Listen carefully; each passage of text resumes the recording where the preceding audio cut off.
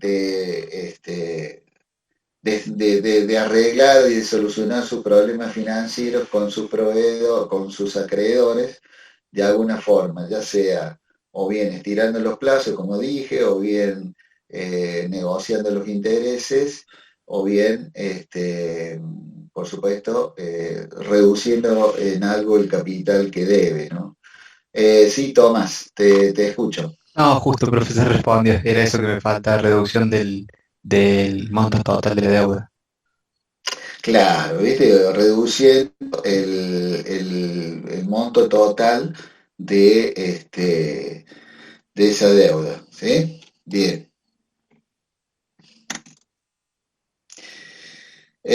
Vamos a ver, o sea, esto es todo un proceso, como dijimos. Obviamente que el deudor lo tiene que, digamos, se presenta frente a la justicia, frente al juez, y le pide digamos, expresa que tiene estas dificultades, que la empresa no puede hacer frente a esta situación de cesación de pago, se llama, no puede hacer frente a sus obligaciones asumidas, entonces se presenta con la representación de un abogado ante la justicia comercial, ¿sí?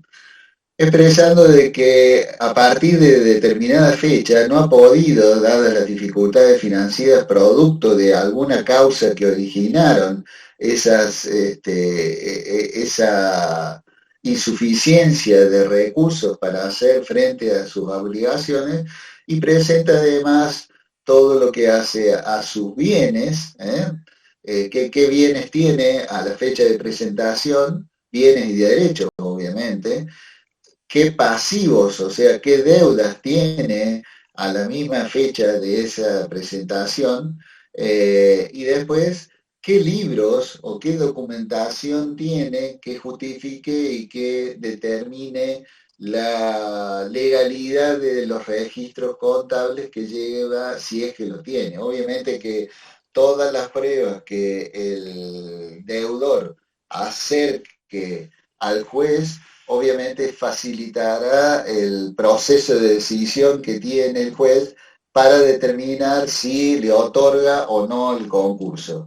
Si le otorga el concurso, bueno, ya veremos que los procesos que le siguen. Ahora, si no le otorga el concurso, obviamente que la situación se mantiene como hasta antes del concurso, ¿no? Deberá hacer frente a las obligaciones, o el juez determinará que no es suficiente lo que esgrime ese deudor para dictar el concurso preventivo. Obviamente, como se podrán dar una idea, el concurso preventivo tiene sus consecuencias económicas y jurídicas que, digamos, el objeto principal es mantener viva la empresa a pesar de la dificultad. Y mantener viva la empresa también implica, como se podrán dar una idea, mantener, digamos, las fuentes laborales, sobre todo, aspectos que en muchos casos y en muchas localidades, de acuerdo a la importancia que tenga la empresa, va a tener un impacto importante socialmente hablando. Entonces, esta ley también ve más allá, digamos, de la continuidad de la empresa, sino también ve la posibilidad de evitar perjuicios a la comunidad, y bueno, ahí es donde aparecen las posibilidades de este concurso preventivo. El juez tiene 5 días para definir, o sea, toma toda la documentación y tiene 5 días para resolver, o sea, para dictar sentencias. Si acepta el, eh, la sentencia, acepta incluirlo en el concurso preventivo a este deudor, eh, empieza, hasta acá venimos, ¿no? Acá hay un poco los pasos que venimos desarrollando. El juez que manda a publicar edictos. ¿Qué quiere decir esto? Publica avisos en dos, primero, en un diario de máxima tirada o de máxima de lo más, diría, de lo más famoso de la zona, o de lo más conocido de la zona, y en el boletín oficial.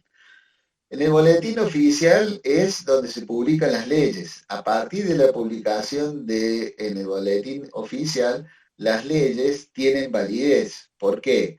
Porque las personas, la comunidad, la sociedad se entera de las leyes a través de las publicaciones de esos edictos. Entonces, a partir de esa publicación es que, por ejemplo, en este caso de los concursos, los acreedores se enteran de que este juez ha dictado el concurso preventivo de determinado deudor, ¿no? Eh, También en ese edicto, ¿no?, designa a un síndico. El síndico es un auxiliar de en este caso, a ver, tiene la misma denominación que en el caso donde se acuerdan de los accionistas, el representante de los accionistas en el directorio de una sociedad anónima. Bueno, en este caso tiene el mismo nombre, pero no cumple la misma función, ¿no? Tiene el mismo nombre, pero no cumple la misma función. Dice Tomás, no entendí la publicación de edictos. La publicación de edictos son avisos muy, digamos, muy resumidos de la sentencia del juez que expone a la comunidad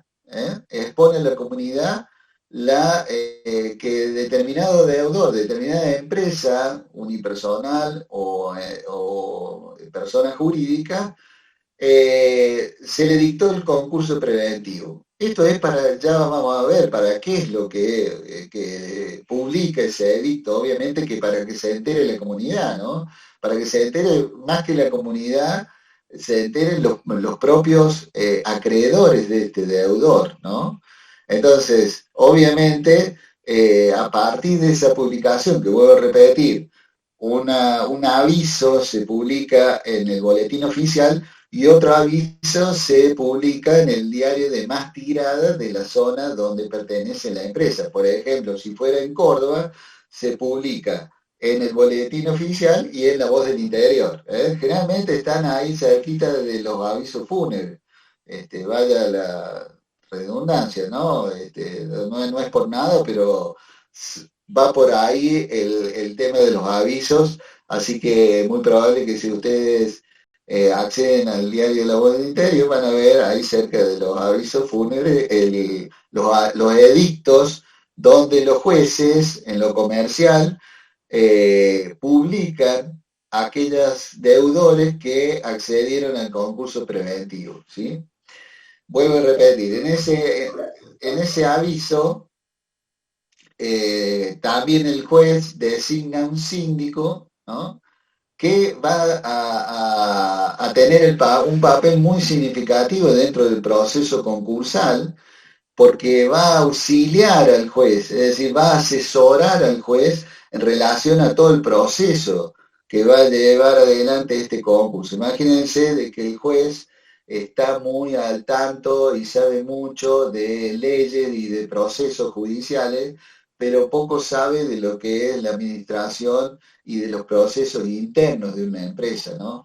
Para lo cual, obviamente, el síndico lo va a asesorar, lo va a guiar, lo va a ayudar y va digamos, a elaborar informes en relación al proceso concursal, ¿sí? Claro, es como un perito, exactamente. O sea, perito sería un especialista. El síndico es un especialista en concursos y quiebras, es un profesional que de la ciencia económica, o sea, puede ser un administrador, un contador, o también puede ser un abogado. Yo discrepo en eso de que puede ser un abogado, porque obviamente muy pocos abogados saben de administración de empresas, pero bueno, eso está hecho en la ley está hecha por los señores abogados y obviamente que ellos se incluyen dentro de esa posibilidad. Por supuesto que para formar parte de la nómina de sindicatura de quiebre, de concurso de quiebra, tiene que haber una especialidad que se debe constatar en los juzgados previa a su inscripción, ¿no? El síndico se designa por sorteo. ¿Mm? No, el síndico no puede, no tiene, es más, no debería conocer para nada la empresa porque podrían llegar a anular o pedir la nulidad de su nombramiento.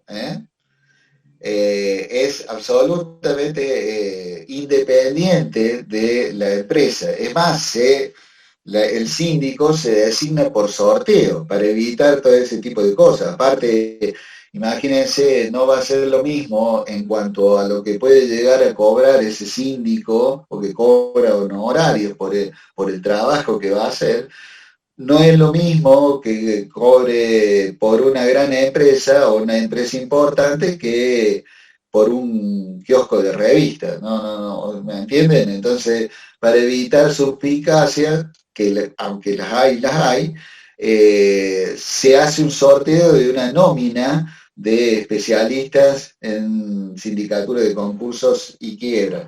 Y a partir de ese sorteo se designan los síndicos. Por supuesto que también en el edicto va a salir la designación del síndico, el nombre del mismo, su matrícula y demás, su dirección,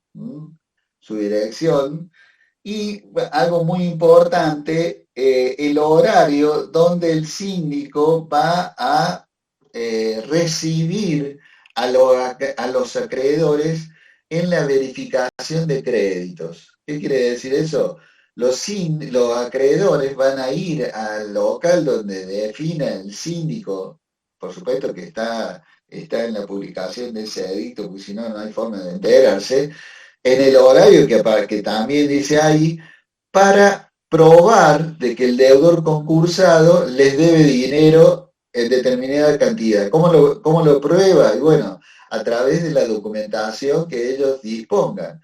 Si tienen pagaré, si tienen un cheque pago diferido, si tienen otra documentación, una factura, alguna otra constancia o prueba que indique que el deudor concursado les debe a ese acreedor. ¿Sí? Eh, Obviamente que a partir de esa presentación que hacen los acreedores, el síndico se toma su tiempo y elabora un informe individual que le presenta al juez diciendo en qué medida este deudor concursal le debe a los acreedores que se han ido presentando. ¿Sí? Por supuesto que el síndico evalúa cada una de sus deudas, qué documentación probatoria presentan esos deudores y en función de eso dictamina cuánto es lo que determina esa deuda. Por ejemplo, viene una institución bancaria y se presenta ahí a la oficina del síndico y le dice, mire, este deudor concursado me debe a mi banco cierta cantidad de dinero en concepto de capital más los intereses, ¿sí?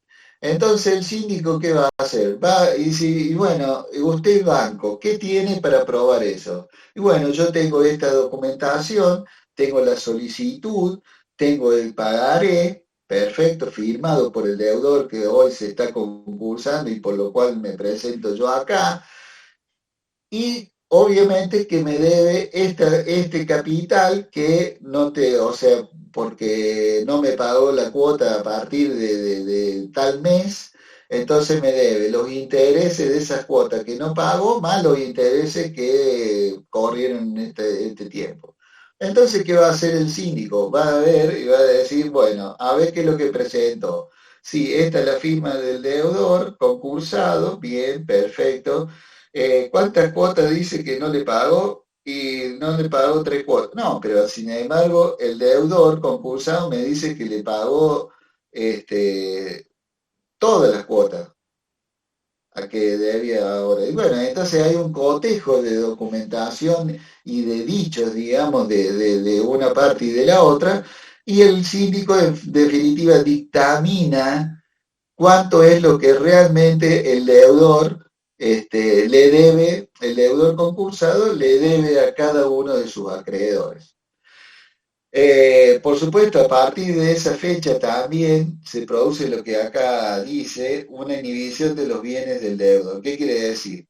El deudor concursado no puede disponer de los bienes de los bienes, sobre todo de los bienes registrables, esto es, de los bienes autos, motos, maquinarias, inmuebles, no puede disponer, o sea, puede administrarlo con el control del síndico, pero no puede venderlos, ¿eh? No puede venderlos sin previa autorización del juez. O sea, vamos a suponer que sería necesario vender algo por el simple hecho de la subsistencia de la empresa. Para hacerlo tiene que autorizarlo el juez. Perdón, voy a leer un poco los chats. Jimena me pregunta, ¿cómo se denomina esa presentación? Verificación de crédito, acá está escrito. ¿Eh? Profe, la petición del concurso se presenta el deudor y el acreedor. No, a la petición del concurso se presenta el deudor fallido, o el deudor que entró en cesación de pagos. Puede el acreedor de este deudor no enterarse de que el deudor concursado ha hecho la presentación. Recién se puede llegar a enterar, recién se puede llegar a enterar una vez que el juez haya publicado los edictos. Mientras tanto, puede no enterarse, es más. Muchas veces, además de los edictos, los deudores, los acreedores, sobre todo en los pueblos chicos, los acreedores se enteran en los bares, donde están tomando un café y dicen, che, ¿te enteraste que tal persona o tal empresa entró en concurso preventivo? No me diga, me debe tanta plata, uy Dios, bueno. Y ahí empiezan los lamentos, ¿no? Y las lágrimas. Dice, o sea que el síndico, me pregunta Tomás, o sea, el síndico elabora el informe para el juez que le pasaría como la información la limpia, o sea, como que estaría ya resuelta cuántas cuotas pagó, cuántas debe, etcétera.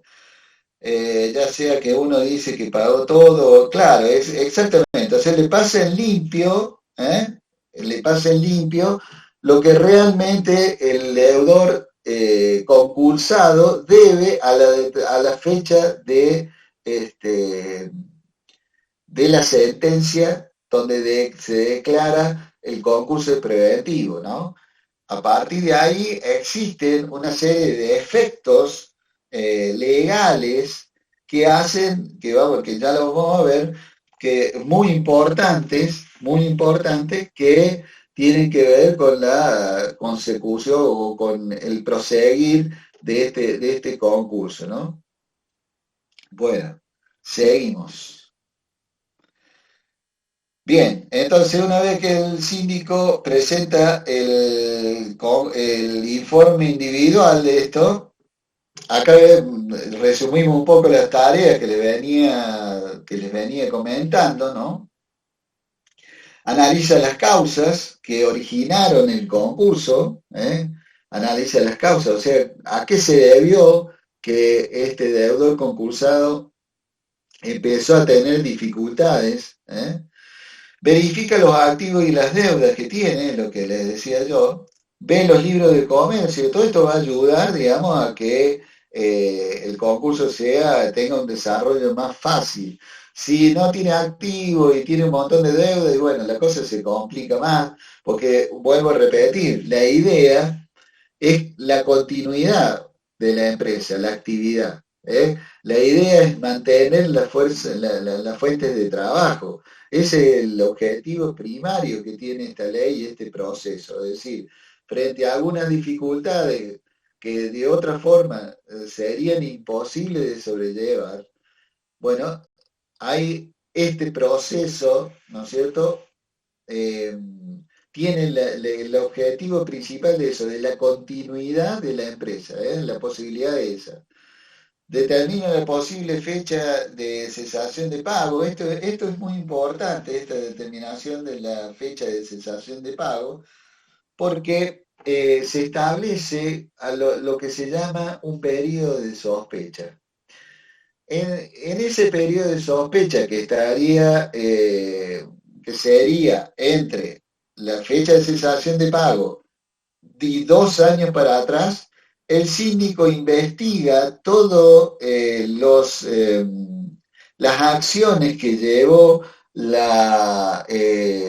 deudor concursado y que implicaron, por ejemplo, la venta de inmuebles o la venta de muebles, de bienes muebles registrables, ¿sí?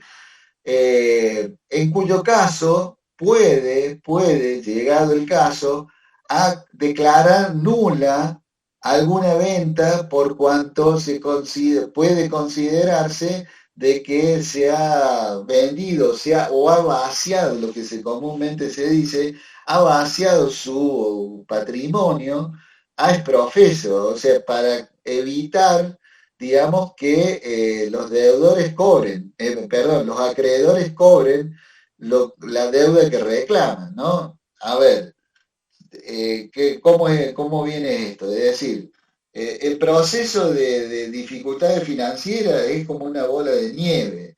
Empieza con, por ejemplo, caída de ventas, caída de ventas importantes que van a implicar la posibilidad o la imposibilidad de pagar primero a los proveedores, los sueldos. Entonces empiezan a buscarle financiamiento frente a esa caída de ventas como para poder cumplir con esas obligaciones. Pero ¿qué pasa? Si esas empresas no solucionan la verdadera causa, que fue la caída en las ventas, el problema sigue. O sea que la empresa toma una vallaspirina o un paracetamol, frente a un síntoma que es la imposibilidad de pagar ahí al corto plazo, y no se preocupa, digamos, por la verdadera causa que origina esa imposibilidad o esas dificultades para hacer frente a sus obligaciones. Y ahí empieza una bola de nieve, digamos, con el afán de salvar a la empresa.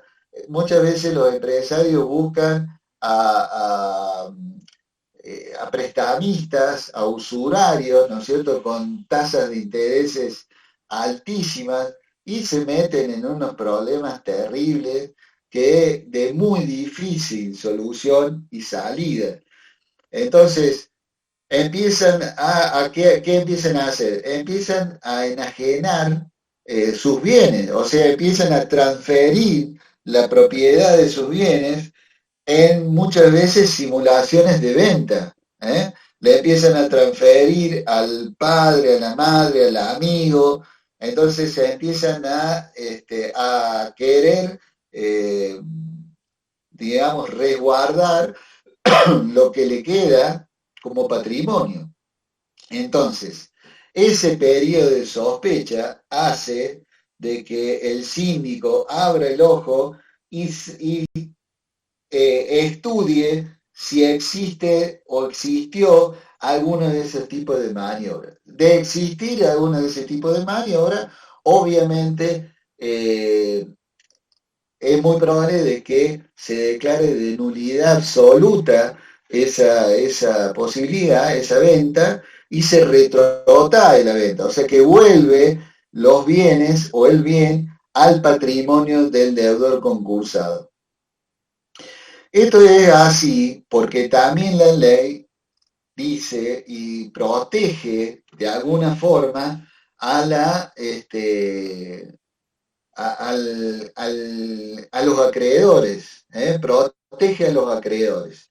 ¿De qué forma? Y bueno, una de las formas es esta, es decir, sostener el patrimonio que en definitiva va a ser el que va a posibilitar que de alguna forma esos acreedores cobren. Entonces, la forma de proteger es a través de esa posibilidad de retrotraer y hacer nula esas ventas fraudulentas que se realizan con el afán de salvar el patrimonio de los empresarios. ¿Tá?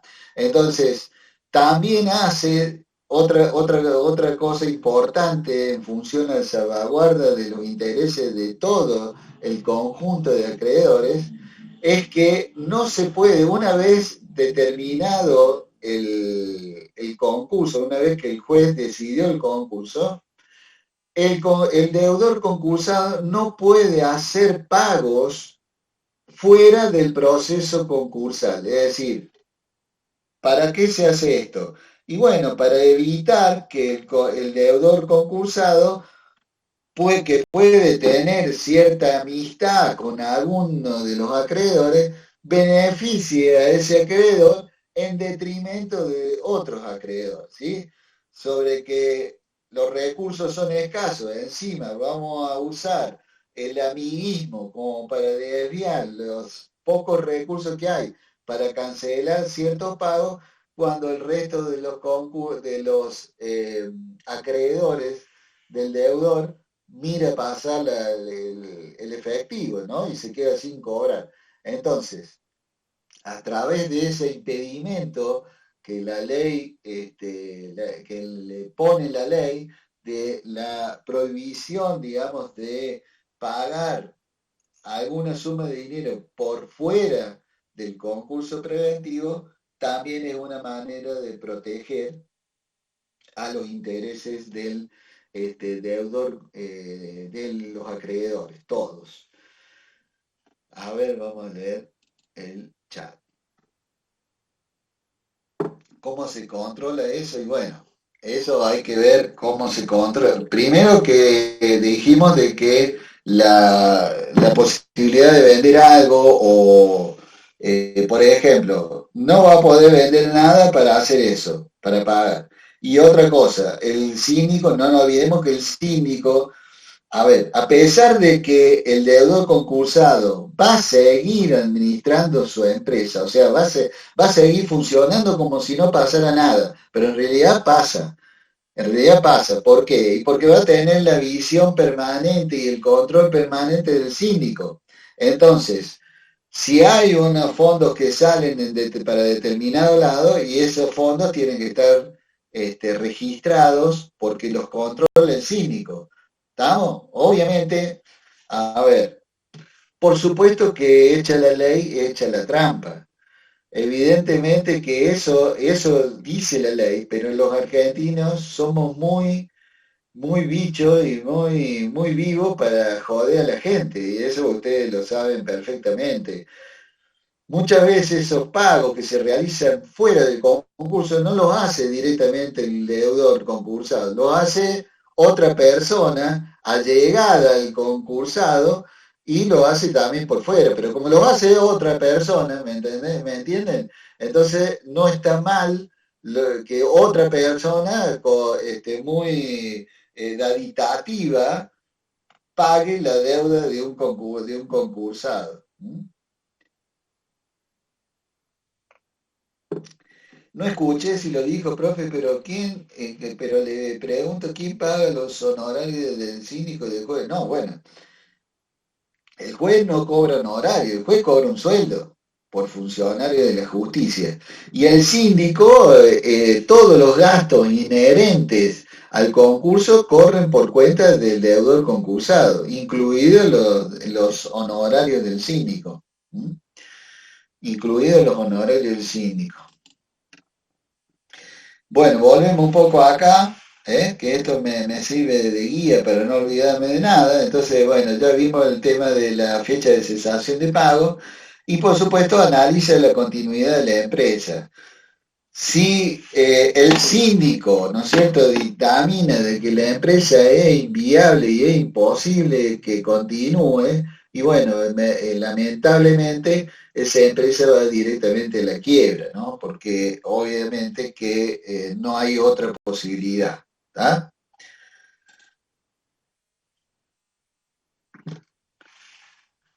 Bien, una vez que este proceso, digamos, que vamos siguiendo paso a paso en cuanto al... Ah, un tema que importante que no me quiero olvidar para comentarles.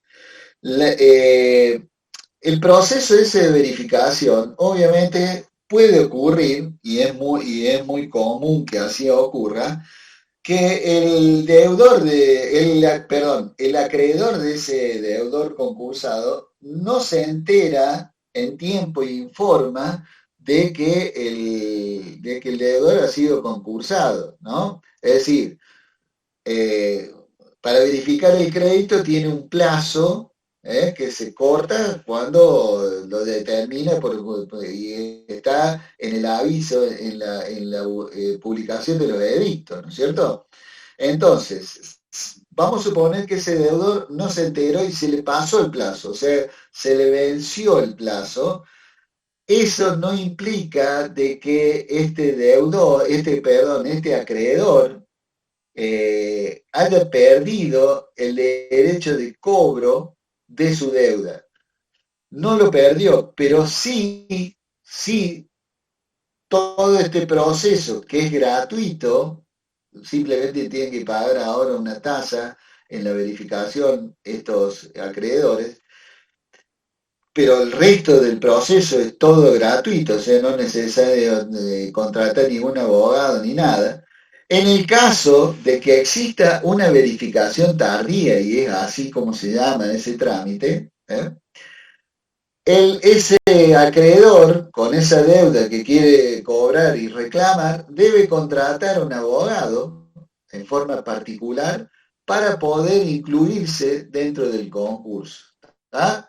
O sea, que no pierde el derecho de cobro, pero sí pierde el derecho de participar de este proceso gratuito y tiene que contratar un abogado a su costa para poder reclamar la deuda e incluirse después en el concurso. Por eso se llama verificación tardía, ¿sí? O sea, Eh, como que el profe quedaría eximido de este plan de pago que se está generando ahora. no queda eximido. Simplemente depende, a ver, depende Como que lo tiene que cuánto. hacer por otra parte, o sea, no lo puede hacer ahora, no puede Claro, incluirse acá.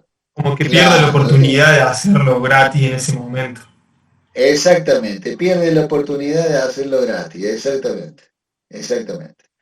Bueno, Una una vez pregunta, que, profe. sí, ¿Le tienen que avisar a la persona que le deben que está en sesión de pago y todo eso? ¿O no hace falta que le a ver, avisen? a ver, Perdón, o ¿cómo? No sea, te entiendo. eh, para poder entrar en ese tiempo y poder hacerlo gratis, ¿le tienen que avisar o...? Y bueno, casualmente para eso están los edictos.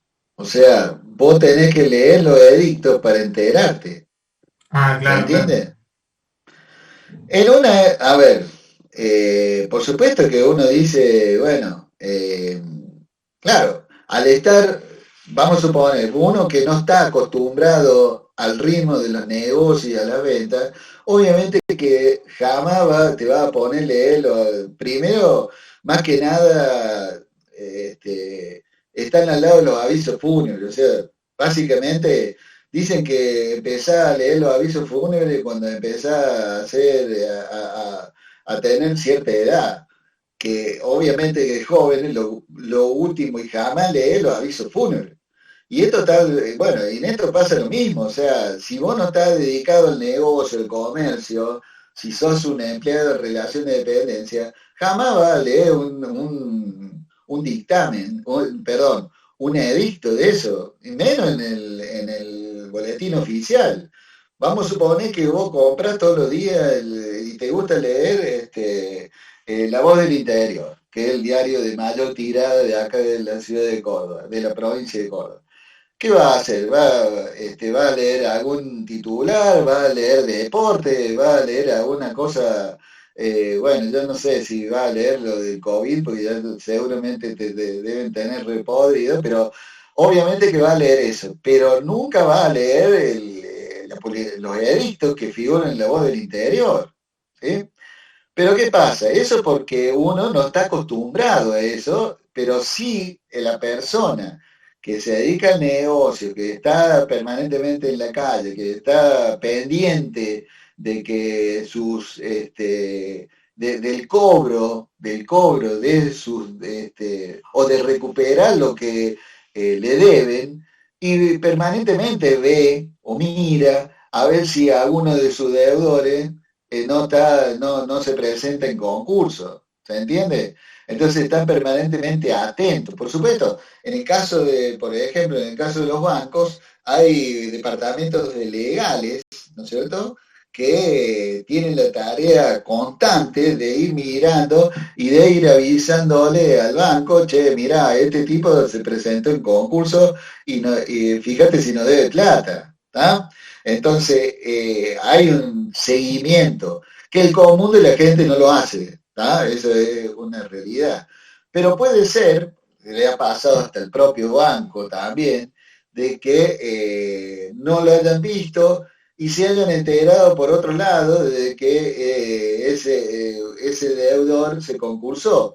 En cuyo caso, obviamente, que presenta una verificación tardía y bueno, con las consecuencias de costos que tiene que afrontar el banco para poder cobrar la deuda. Pero no la pierde al derecho de cobro, eso es lo importante, ¿no? A ver, vamos a ver qué dice el chat. O sea, me pregunta Tomás. O sea, profe, ¿cómo es que si te debe plata una empresa hay que estar bien atento a este apartado en los diarios? Claro, bueno, es lo que acabo de decir. O sea, a ver, si uno tiene una relación de dependencia y jamás va a haber eso. Si uno cobra un sueldo porque es empleado en relación de dependencia y nunca va a haber eso. Ahora, es muy probable que vos seas empleado de una empresa que le interesa ver ese tipo de cosas y ahí sí va a tener que ir ver todos los días a ver si aparece un deudor de la empresa donde estás trabajando para ver si uno de los clientes tuyos entró en cesación de pago. Entonces ahí sí se va a hacer importante esa tarea. Jiménez, profe, ¿alcanza con que la deuda adquirida tenga fecha anterior a la presentación del concurso? Sí, no es que alcanza, la tenés que probar a la deuda. O sea, no solamente que tiene que ser anterior a la fecha del concurso, sino que tiene que probarla que existe esa deuda, con todo, no sé, vamos a suponer una factura o un remito firmado con el ok recibido del tipo y probar de que nunca te pagó, digamos, siempre es complicado. ¿Una factura es suficiente? No, no es suficiente porque la factura puede estar debida o pagada, o sea, no es documento suficiente. Una factura de crédito sí puede ser una documentación suficiente, ¿sí? Eso es para Antonella, que me preguntó eso. Una factura de crédito sí puede ser, pero no la factura, simplemente la factura. La factura lo que prueba es la transferencia de dominio de algún bien, digamos, que si es un bien que no es registrable, simplemente con la tenencia ya justifica la propiedad de ese bien. Por ejemplo, en el caso de bienes de cambio, o sea, de mercadería o de insumos para fabricar, ¿no? Bueno, frente a o sea, a ver, el informe del síndico, que fue primeramente individualmente por cada uno de los de los deudores, ¿no? Perdón, cada uno de los acreedores. Obviamente que el acreedor puede estar de acuerdo o no con lo que dice el síndico, en cuyo caso tendrá que recurrir a la justicia, digamos, a ese mismo juez, pero ya sí pagando un abogado a reclamar de que el síndico se equivocó o demás. O sea que puede el acreedor, por las dudas llegan a preguntar eso, puede un acreedor, digamos, reclamar de que el síndico no hizo, no, o no calculó bien su deuda, o no se fijó, o etcétera, etcétera, ¿no?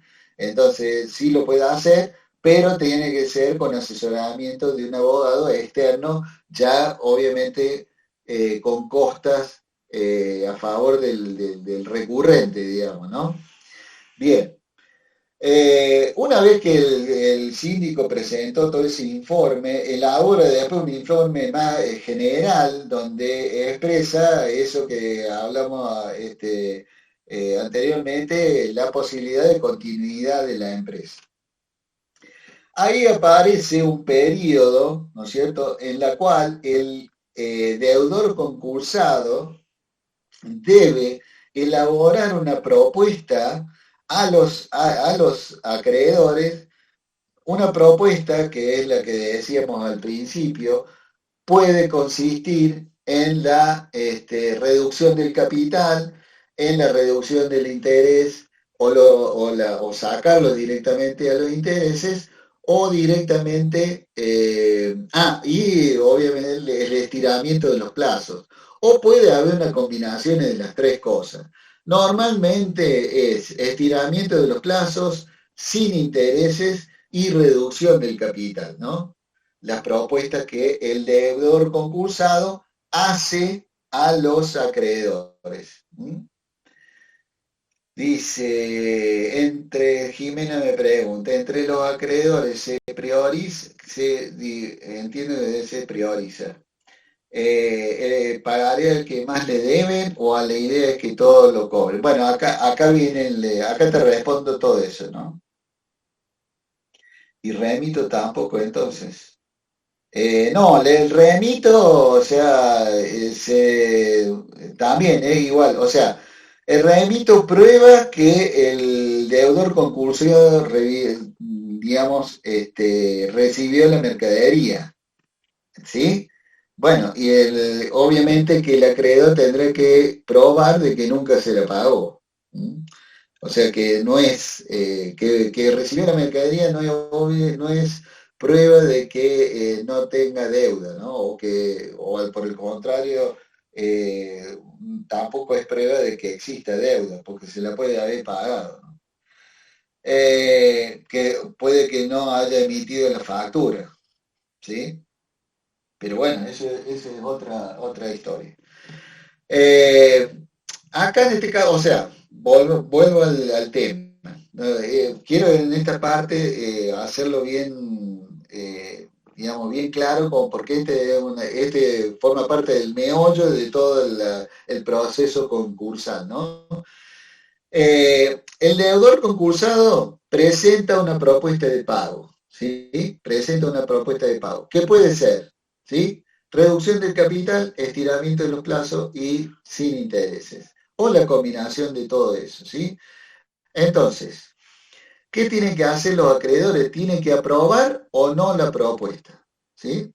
Para aprobarla necesitan las 2/3 partes del capital adeudado, no de la cantidad de deudores, de acreedores, perdón, sino las 2/3 partes del total de capital adeudado. Ahora bien, tenemos tres tipos de deudores. En ese cúmulo de deuda que puede tener el deudor concursado, aparecen tres tipos de deudores, ¿sí? Primer tipo de deudor, primer tipo de acreedor, que ahí vamos con deudor y acreedor. Primer tipo de acreedores, o sea, aquellos que le prestaron al deudor concursado y el deudor concursado no se las pudo pagar, ¿sí? Primer tipo, lo que se llama deudores quirografarios. Deudores quirografarios. ¿Cuáles son los deudores quirografarios? Aquellos que no tienen garantía, o sea, son a sola firma la deuda, no registran garantía que ampare esa deuda. Deudores privilegiados son aquellos son aquellos acreedores privilegiados que garantizan esa creencia con una prenda o con una hipoteca, o sea, un gravamen sobre bienes registrables ¿Esto del le da deudor otra filmina? concursado. ¿Cómo? ¿Está leyendo No, otra no, filmina o está en la misma? estamos en la misma, estamos en la Ah, misma. perfecto. ¿Está? Y el tercer tipo esto está todo, o sea, no está en la filmina, pero está todo en el apunte, ¿no? Sí, ¿qué Profe, me perdón, pregunta? ¿puede repetir el de privilegiados, acreedores privilegiados, por favor? Sí, repito todo de nuevo, las tres categorías de acreedores que va a tener este deudor concursado, o que puede tener este deudor concursado. Primera categoría, ¿sí? O primera clasificación, deudores quirografarios.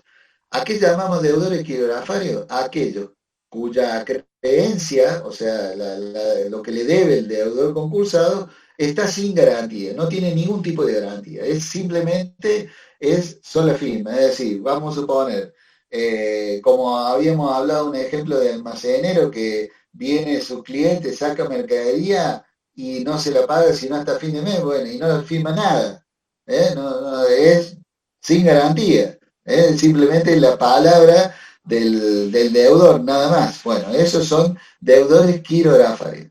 Después están los deudores privilegiados. Los acreedores privilegiados. ¿Qué son los acreedores privilegiados? Son aquellos acreedores cuya creencia, ¿sí?, tienen garantía que eh, sostienen o ayudan a cobrar, en el supuesto caso de no poder hacerlo, a través de un gravamen sobre un bien registrable. Puede ser una máquina, puede ser un automóvil, eso es en el caso de prenda, o puede ser un inmueble, eso es en el caso de una hipoteca. ¿Eh? Y por último tenemos los acreedores de privilegio especial, que son aquellos empleados a cuyo el deudor concursado les debe el sueldo, y a aquellos deudas que el deudor concursado tiene con el fisco. ¿Sí? Ahí leo un cachito el chat. ¿Quién me pregunta esto? Donera, ¿no debería ser que el otro demuestre que te pagó en todo caso? Porque demostrar que pagaste es más fácil que demostrar que no. No, no sé si es más fácil. A ver, el acreedor cuando verifica su deuda tiene que probar de que el deudor no que le debe que debe la plata y no le pagó la deuda. ¿Sí?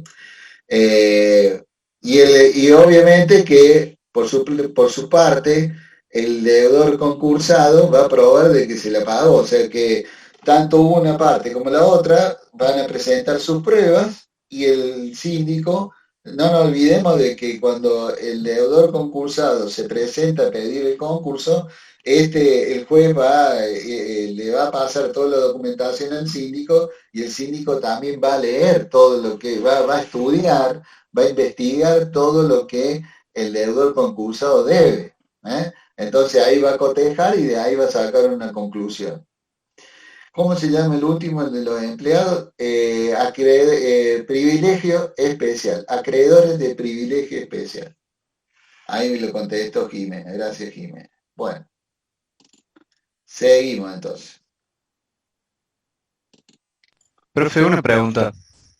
Sí, Sobre los acreedores privilegiados, esos sí. que decían que tienen un gravamen, se refiere a que las máquinas a nombre de quién serían. Por ejemplo, Las máquinas, por ejemplo, las máquinas siempre están a nombre del deudor concursado, pero puede tener alguna máquina, algún tipo de gravamen, no una prenda. Vamos a suponer, a ver, vamos con un ejemplo de un deudor, de un acreedor privilegiado. Vamos con un ejemplo de un acreedor privilegiado. Vamos a suponer un banco le prestó hace un tiempo a este deudor que se concursa ahora un crédito para comprar un rodado o una camionetita para distribución de la mercadería. Bueno, pasó el tiempo, habrá pagado la mitad del préstamo y bueno, no pudo pagar más porque entró en cesación de pago y se declaró en concurso preventivo. O sea, el juez la declara en concurso preventivo. El banco, cuando le prestó la plata para comprar esa camionetita, le prendó la camionetita, ¿sí? Se la prendó, o sea, la grabó con una prenda. Entonces, el banco en esa deuda, en esa parte, en esa deuda, va a ser un deudor privilegiado. ¿Tá? Fíjense, ese mismo banco le puede haber prestado, por ejemplo, un préstamo a corto plazo, a sola firma, ¿sí? En ese caso, ese préstamo, ¿sí? Va a formar parte del universo de los deudores de los acreedores quirografarios, porque no tiene garantía esa parte de esa credencia de ese banco. O sea que el banco va a tener parte como acreedor quirografario y parte como acreedor privilegiado. ¿Tá? Obviamente, bueno, entonces, el deudor concursado va a tener que hacer un trato, o sea, va a tener que presentar una propuesta de pago diferente para cada uno de los tipos de acreedores. Se va a presentar una propuesta para los quirografarios, va a presentar una propuesta para los acreedores privilegiados y va a presentar una propuesta para los de privilegio especial. O sea, cada tipo de acreedores va a tener su propuesta, ¿sí? Pero ¿cuál va a ser la que va a definir la continuidad de la empresa? El acuerdo que va a definir la continuidad de la empresa va a ser el acuerdo que lleguen con los quirografarios.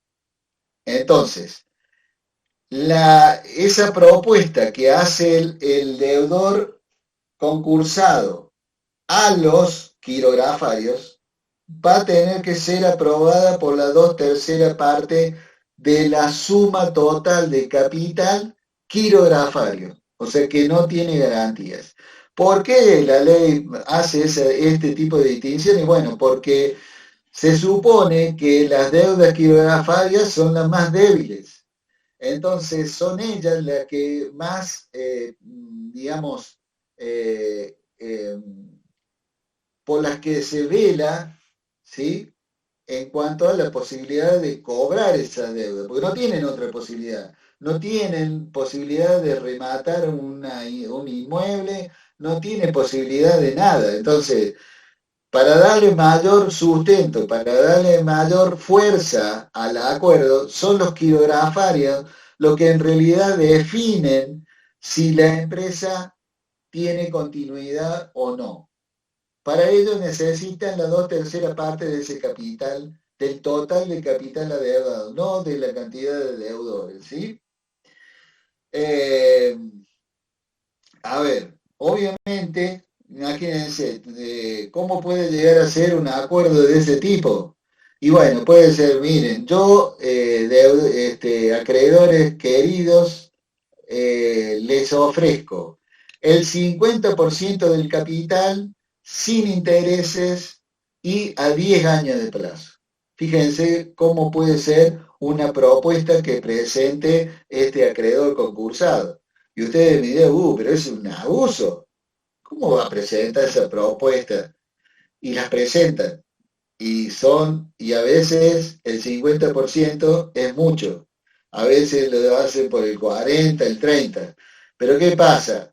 Normalmente, en muchos casos, se acepta, ¿no es cierto? Se acepta ese tipo de propuesta porque es la única forma que tienen los acreedores, los acreedores de cobrar, aunque sea algo. O sea, ya de por sí ya perdieron una barbaridad. Bueno, la única forma de poder cobrar algo es a través de estos acuerdos, ¿no? A ver, Jimena, me pregunta, profe, disculpe, tengo una otra duda. vos sabés que a mí me resulta más fácil que habiliten su micrófono y me cuenten las dudas porque me demoro menos y los entiendo más. Así me cuesta un poco, tengo que leerlos y demás. Disculpen, tengo otra duda. Si bien la continuidad de la empresa dependerá de lo que Fario, los acuerdos de los otros dos tipos de acreedores se aprueba por las dos terceras partes de cada grupo, no sé si me explico. Sí, te explicas. No necesariamente. Eh, Normalmente el acreedor, el deudor concursado se sienta a negociar con con los acreedores privilegiados para ver la posibilidad de hacer el pago. O a veces directamente no llega a un acuerdo, y obviamente se produce el remate, el acreedor privilegiado pide el remate de los bienes, ¿no? Eh, Muchas veces ocurre eso y obviamente se rematan los bienes y se acabó el problema, ¿no? Y ahí termina la cosa. Eh, Bien, acá hay algo también importante, que seguimos en la continuidad de la presentación. Dice, el juez homologa el acuerdo. Necesariamente ese acuerdo tiene que ser homologado por el juez. ¿Qué quiere decir homologado? El juez le tiene que dar el visto bueno, ¿no?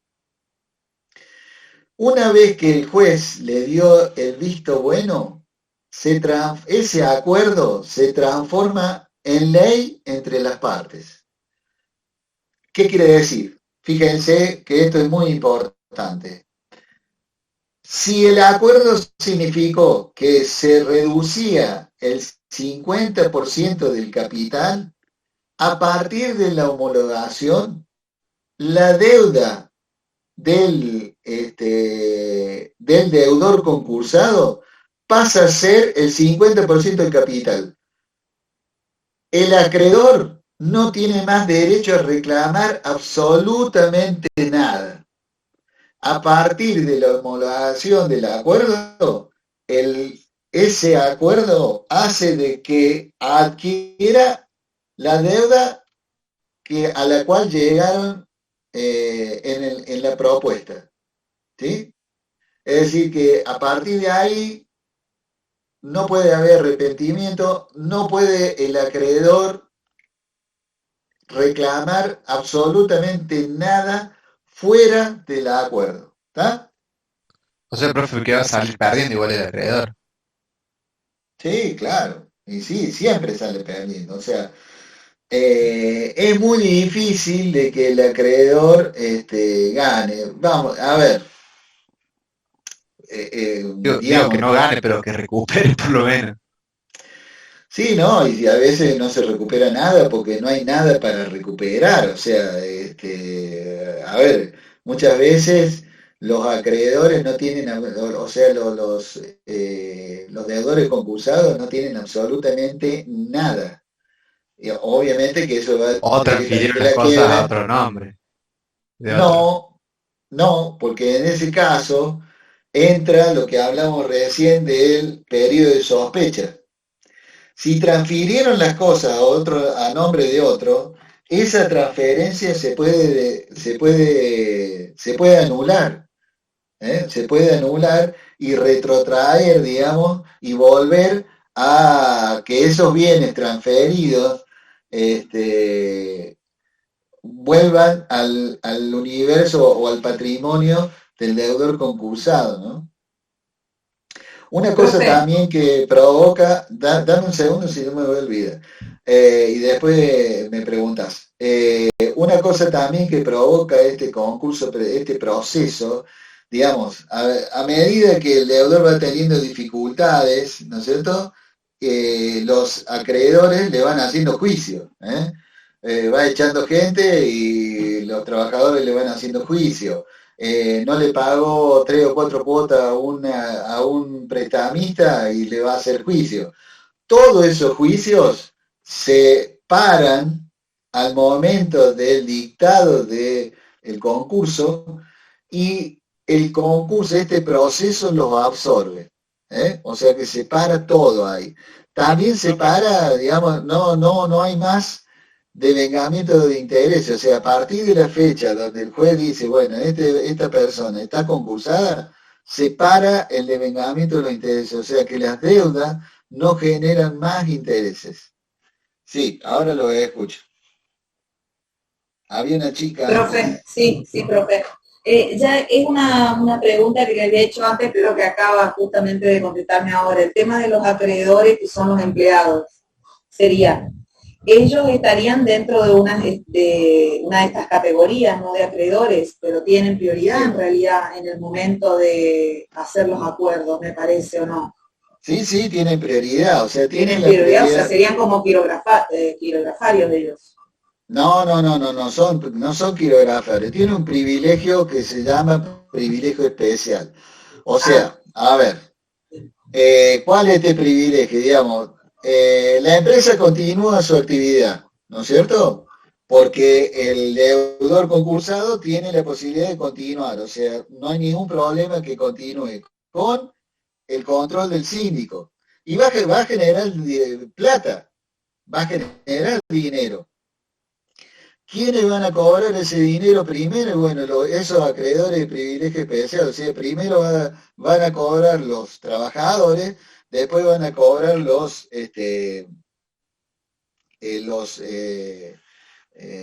empleados a la cual perdón, los trabajadores, después va a cobrar el fisco, que están dentro de los acreedores de privilegio especial.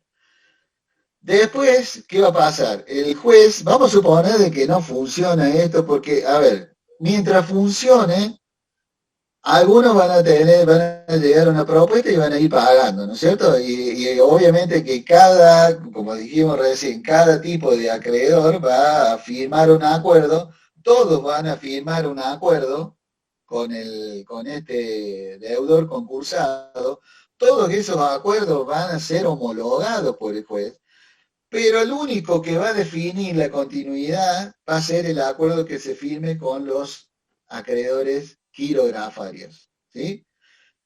Esto es para darle un poco más digamos, de posibilidad que cobren los quirografarios, ¿sí? Porque ustedes saben, el quirografario no tiene ninguna posibilidad que cobre, ¿tá? Entonces le da cierta ventaja o cierta, digamos, lo apoderan a los quirografarios como para definir, bueno, mira, si no definís con nosotros, no vamos a dejar de que vos sigas trabajando.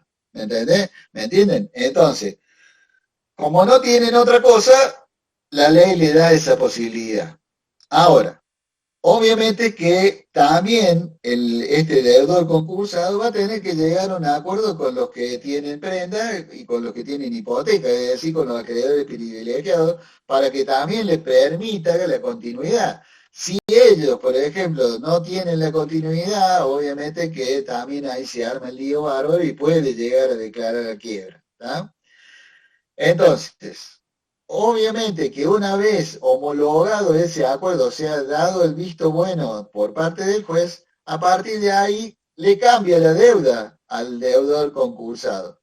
En su contabilidad interna va a tener que, en el caso de los acreedores, van a tener que reducir la deuda, porque a partir de ahí no van a poder reclamar lo que le debían antes del concurso, ¿no? ¿Se entiende eso, no? Eso es importante. Ahora, ¿qué pasa si este acreedor, a pesar de todo, este deudor concursado, a pesar de todas esas prerrogativas, de todas esas ventajas que este deudor saca de este acuerdo, con todas las personas que le debe, al que le debe, esa falta de cumplimiento deriva en la quiebra? O sea, vamos a suponer, yo deudor concursado, quedé en que le iba a pagar una cuota anual durante 5 años del 50% del capital, ¿sí? A alguno de esos acreedores, y no se lo pago, ese acreedor puede solicitar la quiebra de la empresa. ¿Mm? Bien.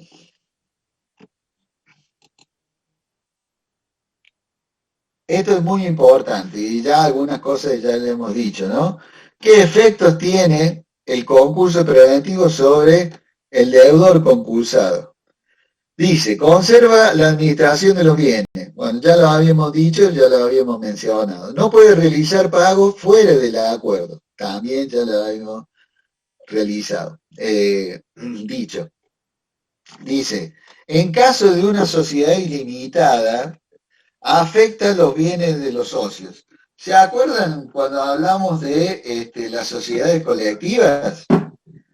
Que decíamos de que prácticamente estaban en desuso, que hacía muchísimo que yo no veía constituir una sociedad colectiva, ¿se acuerdan?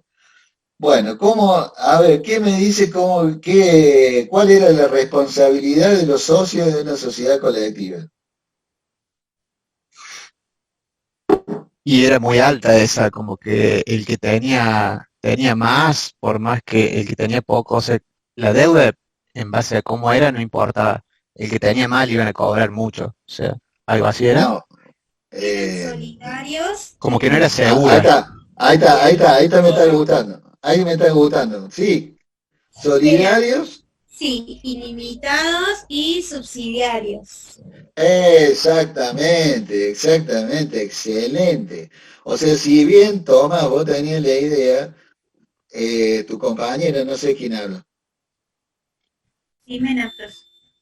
Ah, Jimena. Bueno, obviamente Jimena dio exactamente la definición, o sea, solidarios, ilimitada y subsidiariamente responsable. Quiere decir que frente a un concurso preventivo, una sociedad colectiva, si se concursa, también se concursan los socios. O sea que forman parte del patrimonio de esa sociedad del concurso. O sea, es lo que en definitiva se van a repartir en el caso de una quiebra todos los acreedores. ¿Sí? Dice, en caso de no corren intereses sobre la deuda. Bueno, eso lo mencionamos, ¿no? A partir de la fecha del dictado de la sentencia donde se declara el concurso preventivo, a partir de esa fecha no corre más los intereses. Se unifican todos los juicios, lo que decíamos también, ¿no? Puede tener juicios previos deudor concursado. El concurso, o sea, el proceso concursal absorbe esos juicios. Se suspenden todos los remates, obviamente al absorber todos los juicios, se suspenden todos los remates. La división de acreedores privilegiados y quirografarios, estos votan, los privilegiados, yo agregaría privilegios especiales, deben votar todos los gastos, debe abonar, perdón, todos los gastos del concurso y honorarios. Eso, o sea, los efectos sobre el deudor están ahí plasmados, ¿sí? ¿Se conserva la administración de los bienes? Sí. No decía que había inhibición. Te va a morder el ¿O no es lo perro. mismo? Te va a morder el perro. Sí. O no es lo mismo, profe. Conserva la administración de los bienes el deudor, pero en el otro decía que había inhibición en los bienes. O No es lo estoy entendiendo mismo. mal. No está entendiendo bien. No es lo mismo. No es lo mismo. No sé si es que así lo entendí. Inhibición de los bienes quiere decir de que vos no los puedes vender sin previa autorización del juez. Y administración de los bienes, vos podés, digamos, a ver, ¿qué quiere decir? Vos podés tener una empresa que tiene un local comercial, propiedad de la empresa, y tiene obviamente mercadería a la venta. O sea, vos vas a seguir con tu actividad, vas a comprar mercadería, vas a vender mercadería, ¿tá? Lo que no podés hacer es vender el local. Lo vas a seguir usando el local. Lo podés pintar, le podés agregar lo que vos quieras, ponerle un cartel al frente, lo que vos quieras. Lo que no vas a poder hacer es venderlo al local. ¿Se entiende? Perfecto, profe. Sí, muy claro. Listo, listo. Bien, hacerle un cariñito al perro, así no te muerde. Consejo. Está acá molestando. Bueno, ¿alguna deuda, alguna duda en relación al proceso que se les ocurra? No, profe, ninguna deuda, todo claro, Dudas, todo ¿no? cobrado. Ah, todo cobra. Bien, perfecto. Dale. ¿Qué? No, no tengo, a ver, no tengo hora acá. ¿Cómo vamos con el tema Son las menos horario? 10, profe. Las menos 10 pasadas. Bueno, entonces vemos lo que se llama salvataje económico. ¿Cuál es? A ver, supuestamente si el deudor no llega a un acuerdo con los quirografarios, supuestamente al no llegar a un acuerdo el juez declara automáticamente la quiebra, automáticamente la quiebra. Con lo cual ahí quedaría, digamos, definida la vida de la empresa, ¿no? Ahí quedaría definida la vida de la empresa.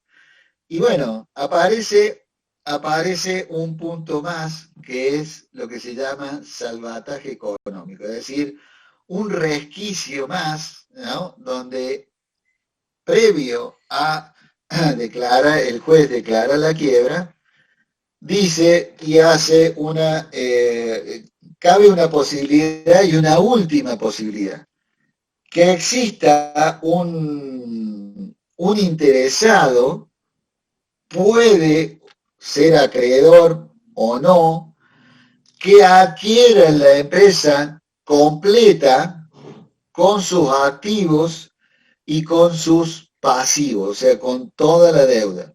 ¿Se entiende? Es decir, puede aparecer alguien, un empresario, otra empresa que diga, yo compro la empresa con todos los activos, con todas las deudas, con todos los empleados, o sea, compra la empresa en marcha, ¿sí?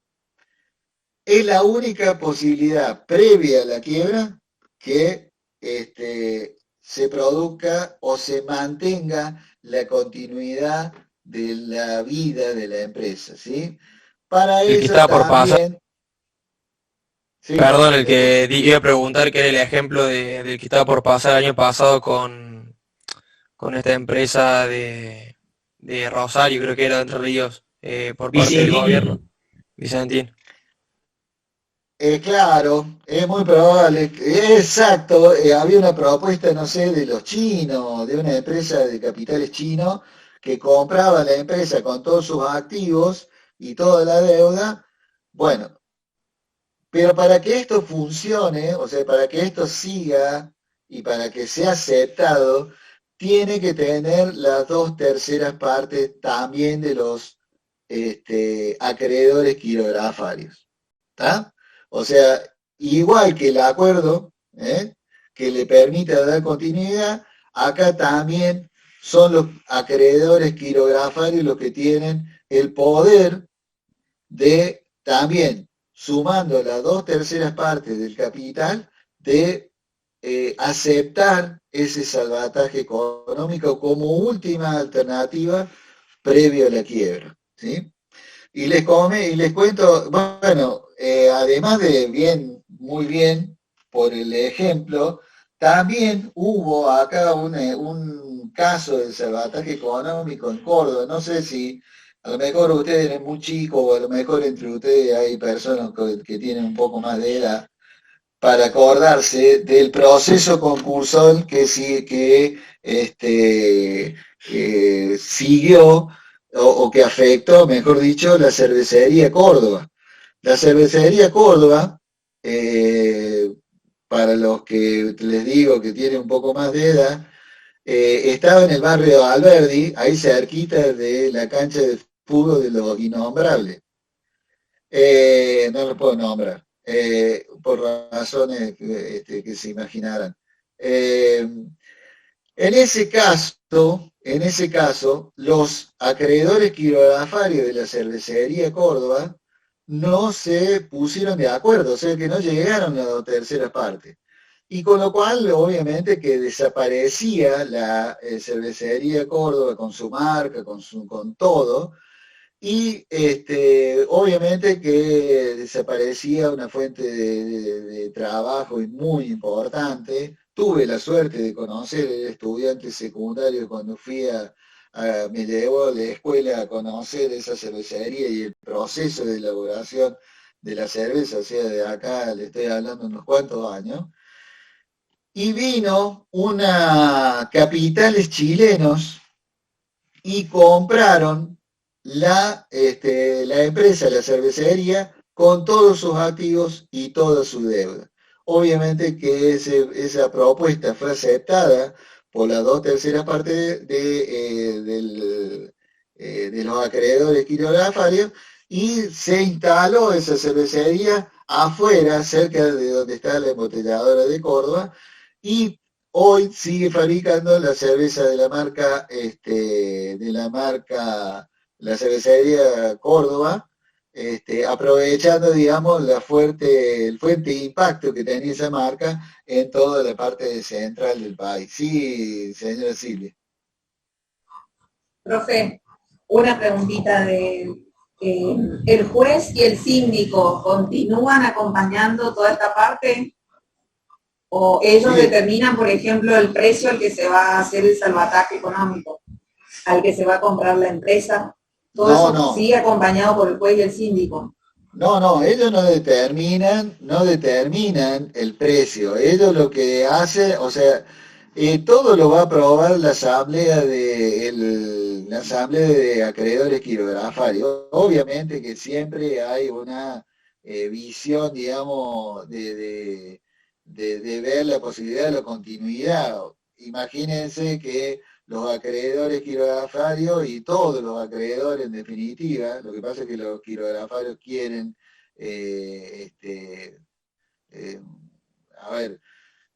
quieren cobrar algo y ven la posibilidad en dinero fresco y lo aprueban. Normalmente, en función al deterioro que empiezan a sufrir las empresas, porque con el proceso, ya sea de falta de pago, de dificultades financieras, el proceso también implica un deterioro en los activos de la empresa, en las máquinas, no se hacen nuevas renovaciones de maquinaria, entonces generalmente las maquinarias quedan viejas, no se hace el mantenimiento porque no hay dinero para hacerlo. Entonces, todo ese proceso hace de que los capitales de las empresas, salvo los inmuebles y en muchos casos los terrenos, dirían, porque hasta los edificios se deterioran de tal forma que muchas veces la deuda, el pasivo, supera ampliamente el activo. O sea que en definitiva ponen plata como para decir, bueno, yo pongo en definitiva más que plata, ponen un proyecto de inversión de decir, bueno, yo voy a usar la marca, como fue en el caso de la cervecería de Córdoba, y voy a darle continuidad al proceso de fabricación de la cerveza, no en ese lugar, porque ya estaba absolutamente todas las máquinas obsoletas, y pusieron toda una fábrica de cerveza allá en la salida cerca de Montecristo, en la ruta de Montecristo, entonces con una tecnología de punta y demás, o sea, eso implicó una inversión muy importante, entonces eso forma parte de la presentación, ¿no? Bueno, gente, espero que les haya sido entretenida, que les sirva, espero que, bueno, los dejo porque seguramente que ya deben ser las 6 y el ingeniero Heredia debe estar esperándolo en la continuidad de costos. Así que bueno, que pasen, los dejo, vamos a continuar, queda poquito, vamos a continuar en el próximo viernes. Que pasen un buen fin de semana y cuídense. Muchísimas gracias, profe. Buen fin de... Listo. Chao, chao. Gracias, buen fin. Profe, buen fin de semana, gracias. Igual.